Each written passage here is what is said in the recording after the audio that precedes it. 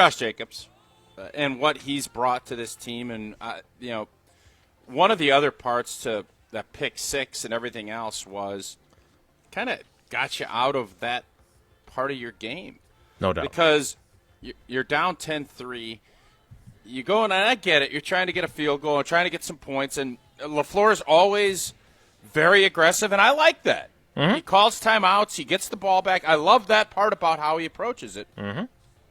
But you have to understand where you're at in the game. Now, he trusts Jordan Love. I think they have to get that figured out.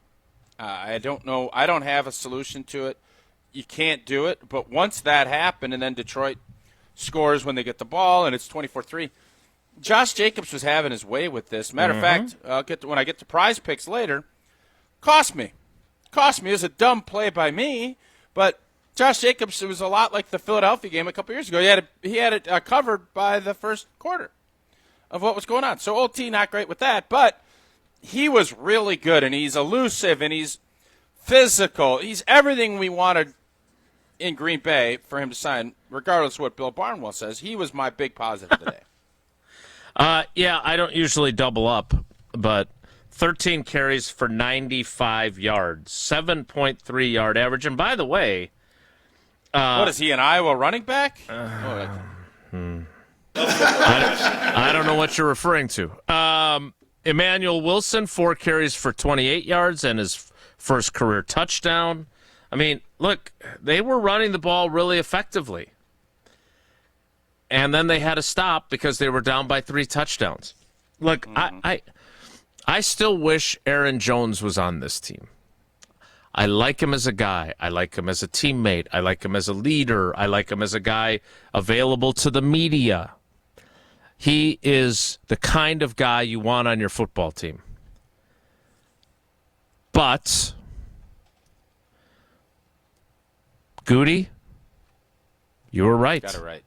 You were right to make the change, no doubt about it. And again, regardless of what Bill Barnwell may think, their only complaint about Josh Jacobs is that they've had 2 games now this season where they dug such big holes that they took the ball out of his hands by their own hand.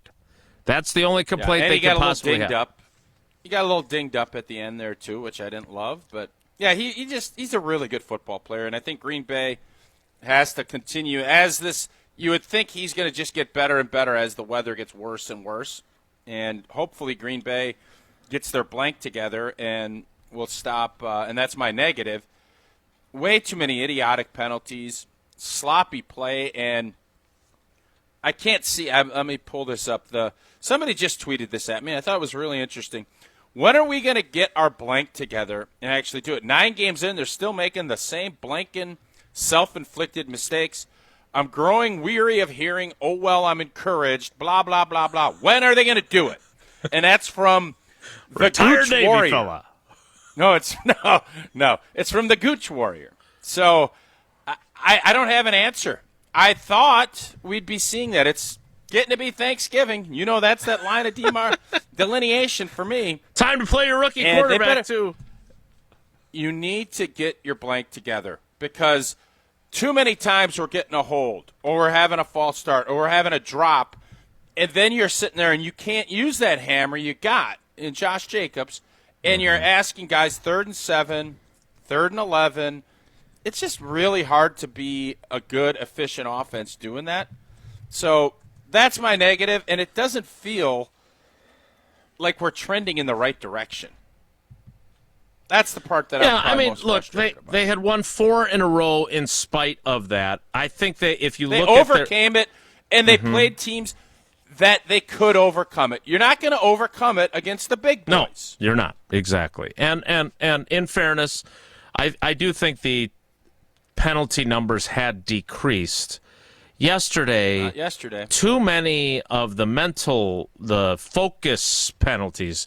You know, Mike McCarthy used to talk about combative penalties versus mental mistake. Did we figure out what Keyshawn did in that first kickoff? Yeah, he pushed the guy, and very, very gently. After the guy gave him a shove where he had a hurdle a Gatorade cooler on a slippery sideline. It was innocuous, and the fact that he got a flag for that was preposterous. Way too much of this yesterday, too. Way too many flags. I figured you would enjoy that. My negative, I have to give some tough love to my guy. Dontayvion Wicks, you got to figure out catching the football. I know the one was behind you in the end zone, but you're a good player. That's a play we expect you to make. We being the people that have touted you since the moment you walked in the building. I still think, the dude still gets open, but doesn't matter if you're the best in the league at getting open if once you are open, you are not completing the catch of the football. Has he popped like you thought he would? He has not. No. He's caught a bunch of touchdown passes. He had the one good game against Minnesota. But he is not, I just don't, I expected him to be further along. And I expected him to be delivering some big-time plays, and they have been infrequent.